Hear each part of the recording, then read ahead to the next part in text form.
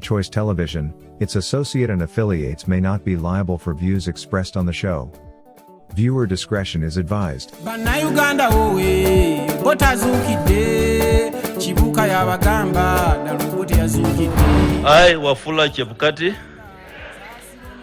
Chairperson of the Independent Electoral and Boundaries Commission,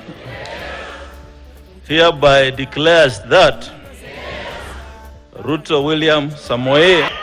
of ID number 6847208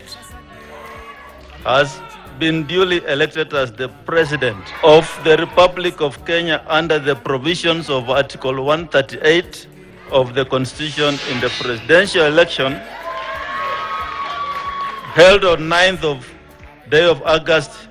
2022. Kano kulonda kwa Kenya wewe kutukulabirako ki kyetuyigamu mazima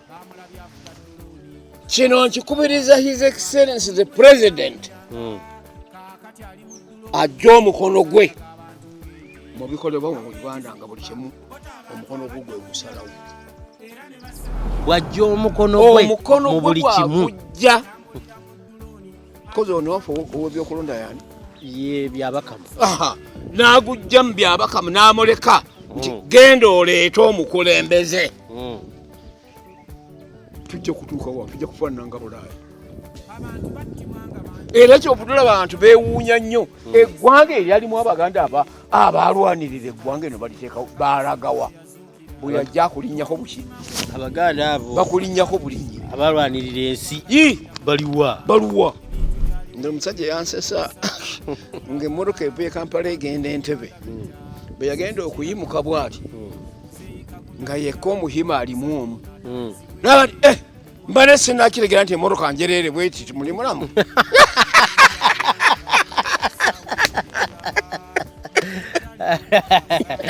oera nakitegeera temuli muntu mulimu Baganda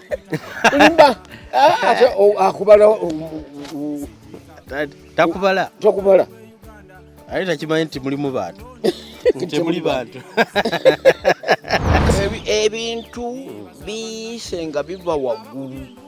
kyenkugamba abo abakola effujjo nga gavumenti weeri ne organize zaayo weeziri organize ezo zirindiriddwa kugambwa akaani of course mukama waazo bw'atazigambako webali nnyo ffe tuziraba nga yazikozesa nakuba abantu emigoodwa kola bati nogandi banna tulagawa obanga oli wa DP tokyuka kusala ddiiro kukwata kaadi ye naali olw'okuba oyingidde gavumenti ojja kuba kiwutta kaakati omukono omulala ogulaba guli waayi be baana abasibiddwa ono bamemba ba paalamenti okubeera bamemba ba paalamenti kintu kimu nnyo n'obateekako ekintu nti bawagira ab'ebijambiya batya kaakati omwaka gukongose omusango guganyi buli kanako seetegese seetegese kaakati olowooza waliyo omukono oguyiseewo ne gujja gunyigiriza abalamuzi tutembata olwo obuyivu bw'omuntu oyo oba obusire aba takyasobola kulowooza nga naffe ate abantu bakolera tumulabanga kisassalala kituufu wabaawo naawe bamutu tewamulamuzi kiti oyo yalaba yene gundi yamukola bwati mazima